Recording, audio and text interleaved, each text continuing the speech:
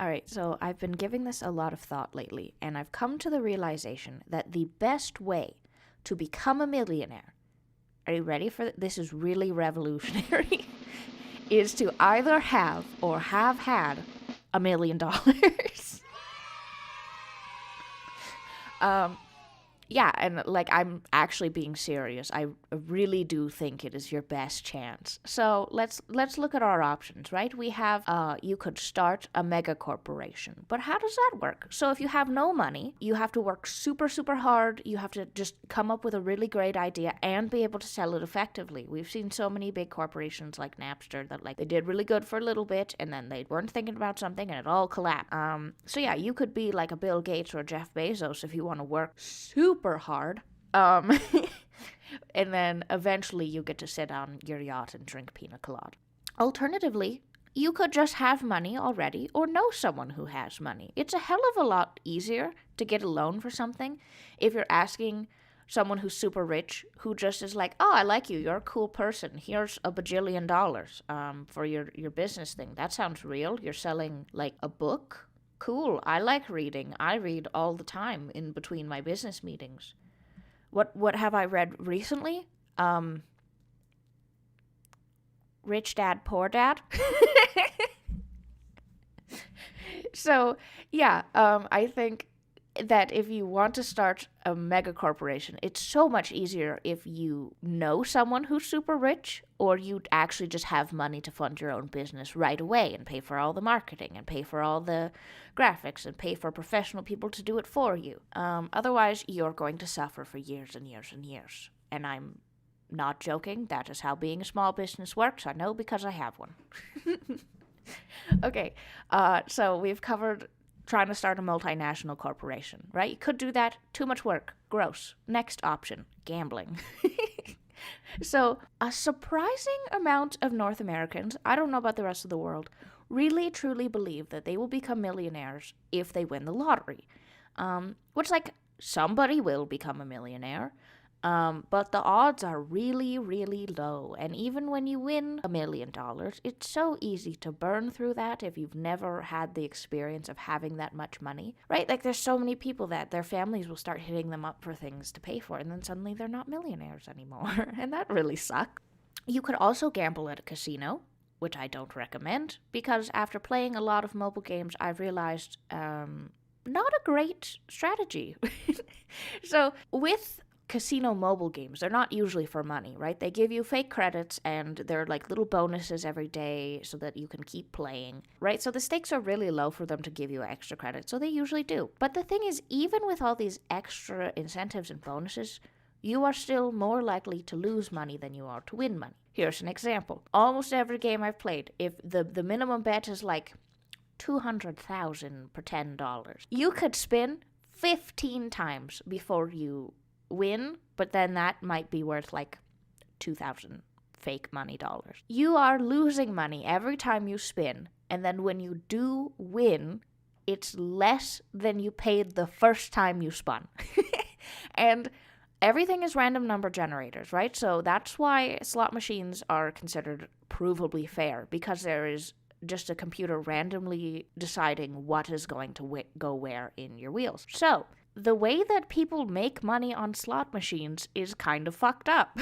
Basically, you need to already have money. So if you were hoping you could go into a casino with $30 and come out with $1 million, very unlikely. Because the whole idea is basically, even though it's completely random, if you have a big enough bankroll to start with, over time, the amount that you lose and the amount that you win will even out. But it's a disgusting amount of spins that you have to do because it's completely random. So yeah, you could either have a lot of money already and spin a bunch at a casino, at like a slot machine.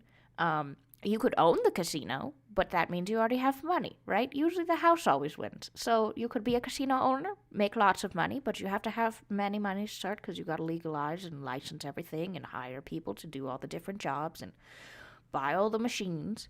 And obviously there are other forms of gambling, like poker. I like poker. I would never play for money. Well, maybe like $10. Because I know from experience it's very hard to be good at poker. Right? There's a surprising amount of skill and time you need to invest into learning how to play. You need to know the hands, you need to know what they mean, you need to know how likely it is that you're going to get good cards. You need to recognize other kinds of players and how they play and how to handle those situations. Because even like newbie players who have never played before can really fuck up like a professional poker player because they'll do weird shit that you don't normally do in the game. Okay, so yeah, you can own a casino and already have money, or you can already have money and gamble at a casino and lose lots of money, but maybe win a little bit of money. So what have we covered? Big business, gambling. Bonus, you could also pretend to have money. I've noticed that one is the most effective for some reason. If you make a whole identity, pretend you're super, super rich, or alternatively, going back to step one, but skipping a lot, you pretend that you're really rich. And people just lend you money. They'll be like, oh, yeah, Sherry, she said she's a princess of Guadalupe. So she definitely has enough money to pay me back $8 million. Because $8 million, that's like champagne money. I spend more than that on my toenails every week. So yeah, you could pretend to be rich, get a bunch of people to pay you money, and then either you start a real business and pay them back, or you don't and you go to jail for fraud. Yay! Okay, what else we got? Oh, the passive income people. So this is the thing I've been doing all year. And like, I think there is some merit in the idea that you can make money through passive income. But the thing is, it's not really passive. That's a little bit dishonest. It's a lot of work, right? You want to start an e-commerce store or start a blog or write some books. You still need to do all the work to do that. It's not like, oh, I set it up on my phone and then money rolls into my bank account and then I sleep in a bed of money and chocolate sauce. Yeah, because like even one thing that people recommend you do for passive income, it could be a whole fucking job. Like starting a blog. You gotta set up a website or find somewhere to start the blog. You have to write a bunch of shit. Then you have to find a bunch of shit that you can use to like have people pay you money. So like if your topic is like, oh, I write about dogs, then you need to research a bunch of products that will give you a commission for recommending their product and build that into your blog post. Then there's like making your content better and linking blog posts to other blog posts so people will keep reading, and how do you get your blog posts in front of people, and on and on and on until you're basically back at the first option, which is starting a business. So yeah, passive income is secretly the first one, but with more pain because it's supposed to be a side hustle. So yeah, passive income, our number 4, is actually secretly number 1. Where you start a business because it's not really a side hustle. It's kind of like a full-time job, at least for a year or 2. And that's what nobody will tell you. So yeah, pretty much every option I can think of how to make more money and not be poor and sad all the time is have money, have had money and know people who do still have money, or pretend to have money. All not great options. Obviously, there are some exceptions. Some people really do just genuinely start a side hustle or some shit and then they make $1 million. You know, like maybe one day your TikTok dances will be so famous you will make bajillions of dollars every time someone watches it, which would be cool. I don't really know if I can dance. I thought about starting a TikTok and doing like some silly thirst trap things, but I'm like, I don't know if it's worth it. That seems like a lot of cringe and work, but it could be fun. Yeah, so like, I don't want to say everyone who is poor or lower income will be poor or lower income forever. I just think it's really fucking hard, and it's not fair when like money-making guru people are like, oh, just learn how to sell things on Amazon through drop shipping and you'll be a bajillionaire. So it's totally worth paying me $5,000 to get started because it's totally good. Or like when you join those MLMs where they're like, oh, you just you just pay us $500. Even I know that's a lot for you because you're a single mom and you have 37 children. But, like, you'll make it back right away, and you'll be so happy that you joined and you're not poor and disgusting anymore. But then you join and you lose thousands of dollars, and you're sad and your children are crying and you can't afford Christmas presents, and then you're messaging some old lady to be like, hi, so I know you don't know me and I know you're diabetic, but do you want to buy these weight loss supplements? They're really good, I swear. I definitely lost weight from the supplements, not from sheer stress and anxiety. Please buy them. Please, I'm so poor. I need to feed my children, and my husband is very mad at me because I spent so much money and he works in the oil field and I never see him. Yeah, so I don't know, just be careful whenever anyone is saying, oh, you'll definitely make lots of money doing this thing. It makes sense to invest if you have a little bit of money in things. I forgot, last one, stock trading. Here's the thing about stocks. So I've been doing some crypto trading and stuff for about a year, and I did a lot of research before I started because crypto bros are taking a lot of L's right now. But what I found looking at like traditional stock trading is it is partially having money to start with. So like I put in $140 in total. I've made a whopping, are you ready for this? $30. Yeah, so unless you start with lots of money, you make like $5 to $10 maybe on a good trade or two, or just like waiting for something to be less. But here's the thing. It's a little bit like gambling, because if you aren't super disciplined, you'll be like, oh my god, it's I put money in gold today and it's so high now. It's been a week. It went from $120 to $150, but then you wait a little bit too long and suddenly it's worth $90 and you lost a lot of money. Because people have this weird thing in their brain where they'll be like, oh, maybe if I just let it go a little bit higher, it'll be okay and I'll become a millionaire. But you won't. It's a bad choice. Don't do it. You need to, actually have a plan. So, yeah, stock market, a little bit like gambling. And if you have any, and I mean any, issues with gambling tendencies or addiction, it is a bad choice. Do not trade stocks if you have gambling issues or any kind of risk averse tolerance thing, because the opposite will happen. People they'll put money into something and then it'll go down and they'll be like, oh, it's down like $4, I should sell it, I lost. Because it's your money, it's a panic. You had $100 and now you have $90. That really fucking sucks, right? There's a difference between, oh my god, this is so low, I should sell, and oh my god, this is low, but if I wait it out till when I know the market will go up, it'll be fine.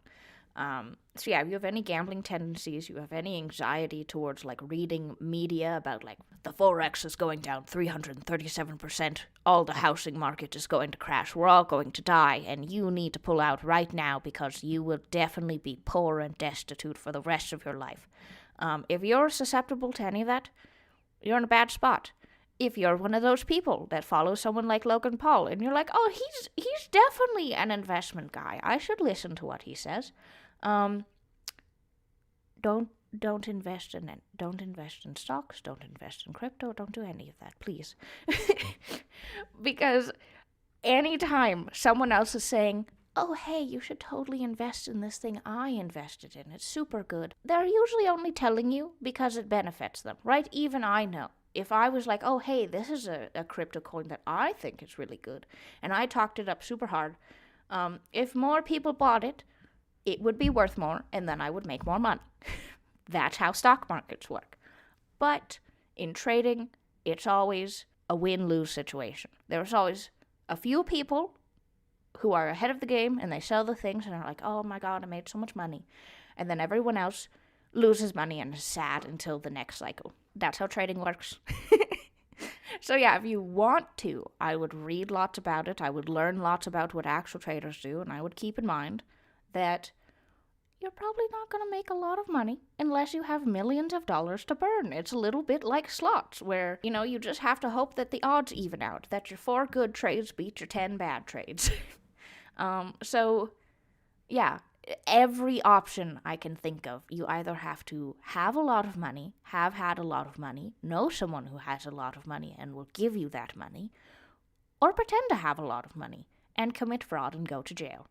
Super fun. We love that. It's very nice to always be poor. But yeah, so I think if you're going to start something to make money, make sure it's something you actually want to do, because it could be a lot longer of a struggle than you think it's going to be.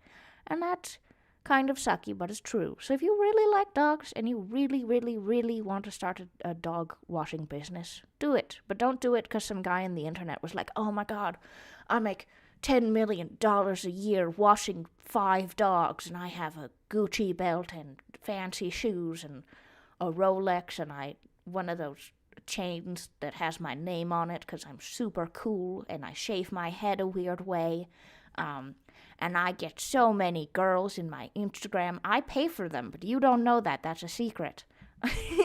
Oh, okay. That's another thing with the faking having money. So even when you're faking having money, you still have to have a little bit of money to, like, buy some $200 shoes and rent what's a fancy car, like a Mazda?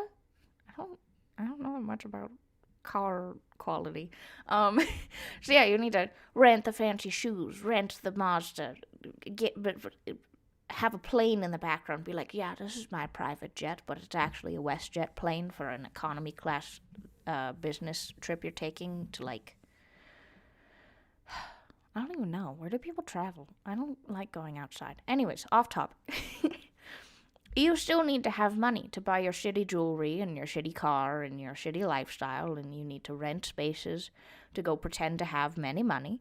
And then you have to tell people, hey, I have many money. And then you have to make thousands of videos and be like, oh my god, look at all my money. Oh, fuck all you haters. I have so much money.